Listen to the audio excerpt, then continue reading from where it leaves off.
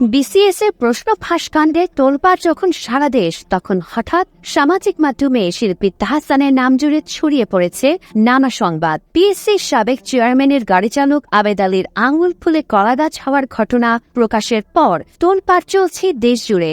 এরই মধ্যে প্রশ্ন উঠেছে, আবেদ আসলে পিএসসির কোন চেয়ারম্যানের গাড়ি চালক ছিলেন?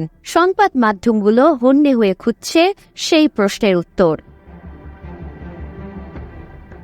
পিএসসির সাবেক চেয়ারম্যান ড মোহাম্মদ সাদিক বিভিন্ন সংবাদ মাধ্যমকে জানিয়েছেন, ড জিনাতুন্নেসা তাহমিদা বেগম ও এটিএম আহমেদুল হক চৌধুরী যখন পিএসসি চেয়ারম্যান ছিলেন, তখন আবেদ পিএসসির চেয়ারম্যানের গাড়ি চালক ছিলেন।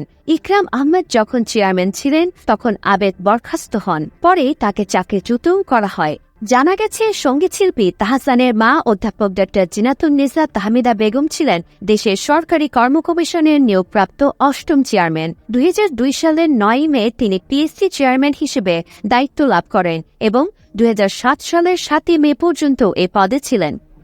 ড জিনাতুন্নেসা তাহমিদা বেগম ১৯৬৬ সালে ঢাকা বিশ্ববিদ্যালয় থেকে সম্মান ও ১৯৬৭ সালে স্নাতক পাশ করেন এবং ১৯৭৭ সালে লন্ডন বিশ্ববিদ্যালয় থেকে পিএইচডি ডিগ্রি অর্জন করেন। তাহসান রহমান খান জিনাতুন্নেসা তাহমিদা বেগমের ছোট সন্তান। এছাড়া সংবাদ মাধ্যমে তাহসানের ২৪তম বিসিএস এ পররাষ্ট্র ক্যাডারে প্রথম হওয়ার কিছু সংবাদ ছড়িয়েছে। তবে জানা গেছে, ফ্যাক্ট ২০০৩ সালের ২৮ ফেব্রুয়ারি ২৪তম বিসিএস এর প্রিলিমিনারি পরীক্ষা অনুষ্ঠিত হয়। তবে ফ্যাক্ট চেকারদের তথ্যপথে প্রশ্ন ফাঁসের অভিযোগে ৩রা মার্চ পরীক্ষাটি বাতিল করে বাংলাদেশ সরকারি কর্ম কমিশন বিপিএসসি। ২৪তম বিসিএস এর প্রিলিমিনারি পরীক্ষা পুনরায় অনুষ্ঠিত হয় এবং লিখিত পরীক্ষা ও ভাইভার মাধ্যমে নিয়োগ কার্যক্রম শেষ হয়। অর্থাৎ যে বিসিএস এ তাহসান পররাষ্ট্র ক্যাডার হয়েছেন বলে দাবি করা হচ্ছে, সেটি প্রিলিমিনারি পরীক্ষার পরই বাতিল হয়। তাই সেই বিসিএস এ তাহসানের পররাষ্ট্র ক্যাডারে সুপারিশ পাওয়ার কোনো সুযোগ নেই।